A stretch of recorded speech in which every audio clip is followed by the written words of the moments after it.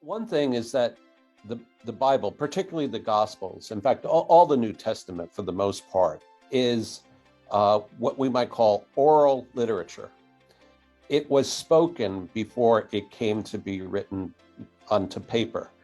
And I mean, just think the stories of Jesus existed from the time of his resurrection up until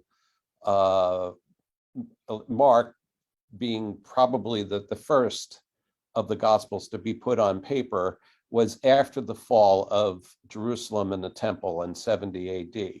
So you have a good 40 years there where these stories just circulated in the community orally. If anything was written down, it's long been lost. And besides that, most people in those times could not read or write.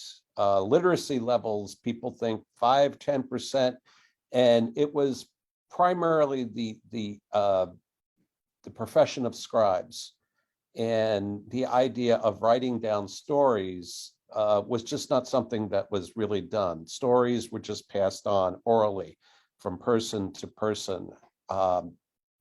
Oral memory was a lot stronger back then than it is for us today. And there are hints in the Gospels themselves about how the communities did not trust writing. Maybe we'll talk about that a little bit later. So let's just talk about Mark as the gospel I'm most familiar with. It's the gospel I have internalized and have learned for the telling. It's an oral document because you can find in it hints on how you're supposed to say certain lines.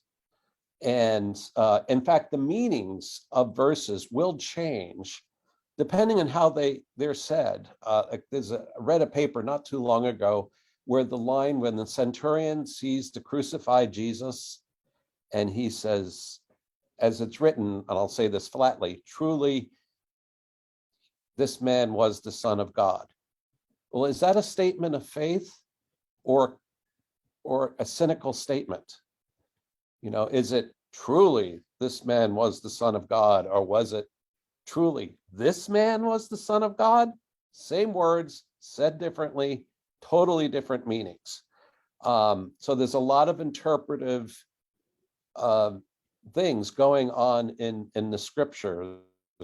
And to the question, it's not so much about making scripture come alive.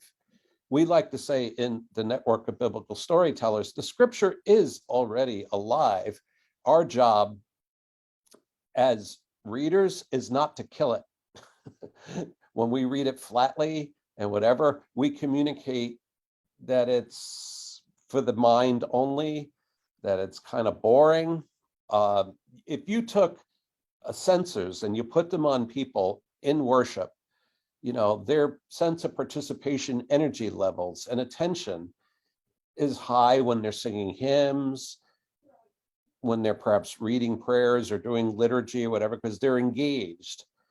But as soon as the pastor or the reader gets up to read scripture, it's almost like it flatlines, beep, you know, and that's why in most evangelical churches, particularly churches with high energy worship, they don't read scripture. They'll start the sermon and they'll proof text generally. You know, the reading of a passage of scripture, you won't find that. And mostly because they recognize that people disengage, particularly when it's a familiar text. You know, we're going to have in Lent, if you're going by the lectionary, the prodigal son will come up. And people, like, as soon as you start the first three words, people